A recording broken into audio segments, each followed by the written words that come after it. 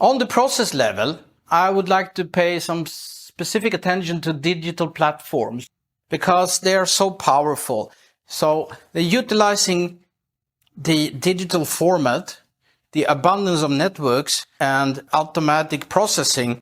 We can have an online access point independent of where in time and space the customer is that they can connect to and get access to a multitude of offerings, a huge range of offers and the functions, and we can serve extremely large audiences.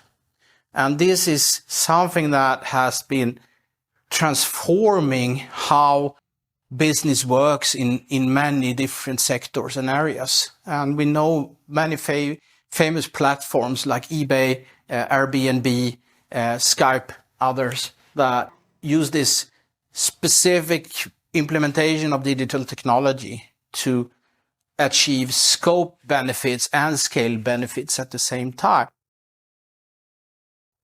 And digital platform advantage there is that we talked about we having electronics, the hardware part, and then the programming, that software part. And the nice thing with digital platforms is that everybody already have the hardware.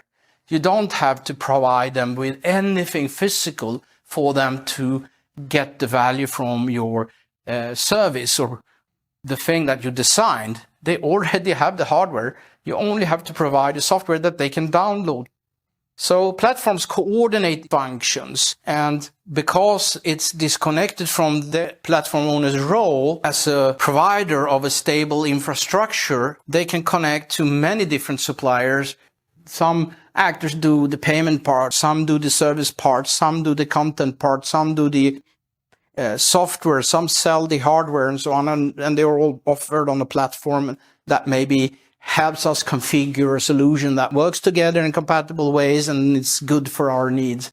And each of these suppliers can generate their module in a large volume because they get access to an audience that's much bigger than they could otherwise get access to on their own.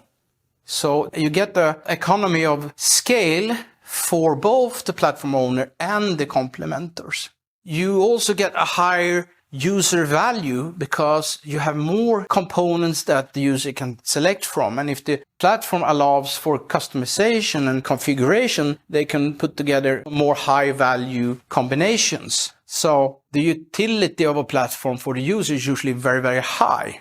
Now, some things are missing, maybe the experience side of buying something, buying a new computer or buying a new car. So if you do it online, it's not as fun. You don't feel as special. But often we're willing to trade that for a lower price, higher convenience and faster process.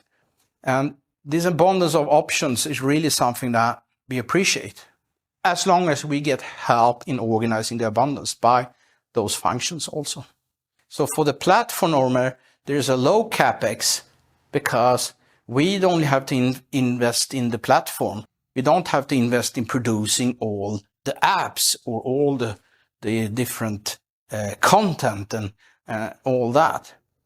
But it's also a low operating expenditure. We have a low need for people because it's all in the service. It generates also data, so we can do predictive maintenance. We can see which functions that are used. So that is also a benefit. We have higher flexibility. It's modular. We can take some module out, some supplier. We don't want you. We don't want this payment system. We want another one. We want to have PayPal. Poof, into the web shop with that, and that comes up at all points where you use payment automatically. Standardized interfaces, it makes modularity in the solution level. And you can have the platform, first of all, respond to changes in its business environment very quickly because the development time is low. You can go out and see if you can find somebody, show them how the interfaces should look. They can build it and put it in there. But you can also do a lot of experimenting and so on, because as long as you keep the stability of the core, the specifications of interfaces and the rules for interaction stable, you can play around and change things quite quickly and freely without threatening that core. We used to have a trade-off here where we had operational excellence. That was one way to compete. We tried to match more efficient processes and all that, maybe leading to some sort of a cost advantage. Or we could have product leadership, doing better performing products, higher performing, better technology, leading innovation. Or customer intimacy. We are more relevant for customer needs. We do more adaptation, more customization, deeper relationships. But if we do more customer intimacy, we will have more customization. So that make operational excellence suffer. So drawing that out will pull that down, and pulling that out will pull that down, and so on. So that was this trade-off. But because of modularity in the platform, you can have lower cost. Because even if the modules are performing better, the producer of that module has a large volume to spread out the fixed costs on. And you can break these connections between cost, performance, and cost and intimacy, and so on. Cost intimacy can go up because the customer can self-configure things, make selections, get recommendations. We can automatize some of the intimacy, some advice, suggestions, recommendations, reviews, things like that. Especially there is this option of self-configuration. I can tailor my own computer, I can tailor my own car, I can change and have something that expresses me when I buy something that is more actually a generic product, but it looks tailored because the modules are, you can have options on the modules. Or it could be something that is much more specific for my needs.